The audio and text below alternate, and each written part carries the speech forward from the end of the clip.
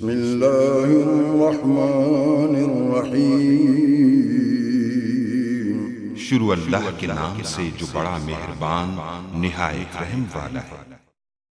अस्सलाम वालेकुम गाइस। तो स्टोरी में हम डिस्कस करेंगे DFD और FC के बारे में। Basically DFD data flow diagram and FC मतलब फ्लो चार्ट में आता है। तो इन दोनों में मेन डिफरेंस क्या है ये देखेंगे और उस आने वाले ट्यूटोरियल में इन दोनों को डिटेल के साथ जो हम जो है वो डिस्क्राइब करेंगे। इन डाटा फ्लो डायग्राम क्या होता है और फ्लो चार्ट क्या होता है डिटेल के साथ इनको देखेंगे। लेकिन इन दोनों में लोग अक्सर जो सेम समझते हैं लेकिन इनमें डिफरेंस है और फ़र्क क्या है इन दोनों में वो हम बेसिकली मेन डिफरेंस जो है मैं आपको एक ही बताऊंगा वो क्या है वो अभी देख लेते हैं। तो ये हमारे पास difference between data flow diagram data flow diagram and a flow chart FCR or data flow diagram typically describe the data flow within a system।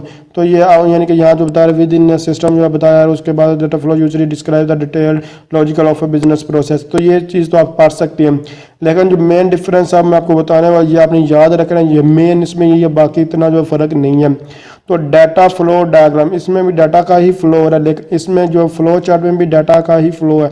लेकिन जो डाटा फ्लो डायग्राम इसमें क्या होता है इसमें कोई सीक्वेंस नहीं होती।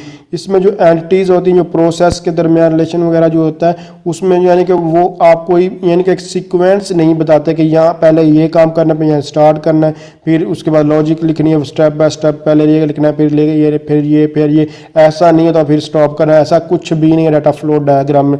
जबकि जो फ्लो चार्ट होता है इसमें बकायदा पूरी एक सीक्वेंस होती है कि कैसे आपने सिस्टम कैसे प्रोग्राम को लिखना है लिखने से पहले क्योंकि दोनों ही हमारे पास डिज़ाइन के लिए यूज होते हैं। लेकिन इसमें पूरा का पूरा जैसे कि आप एक प्रोग्राम को देखिए आपने इस तरह जो प्रोग्राम बनाना है वो यानी कि पहले स्टार्ट आएगा स्टार्ट के बाद फिर लॉजिक सारी आएगी और फिर उसके बाद स्टॉप आएगा। जबकि इसमें कोई डाटा फ्लो डायग्राम में कोई सीक्वेंस नहीं होती। जिस सीक्वेंस में मर्जी आप जो है बता दें सिर्फ आपका मकसद आपने अपने मॉड्यूल प्रोसेस एंटिटीज़ वगैरह को जो वो बताना था। जबकि इसमें आप एक समझ लें कि पूरा का पूरा आपने प्रोग्राम लिखना था लेकिन वो प्रोग्राम कैसे लिखना सिंबल के थ्रू लेकर वो रनिंग यानी कि उसको आप रन नहीं कर सकते। बाकी सब कुछ उसमें एक पूरा का पूरा प्रोग्राम पूरा का पूरा सिस्टम जो है एक पूरी सीक्वेंस में जैसे बनाया जाता है जैसे लिखा है तो उसी तरह जो वो लिखना होगा। तो मेन इनमें ये डिफरेंस है।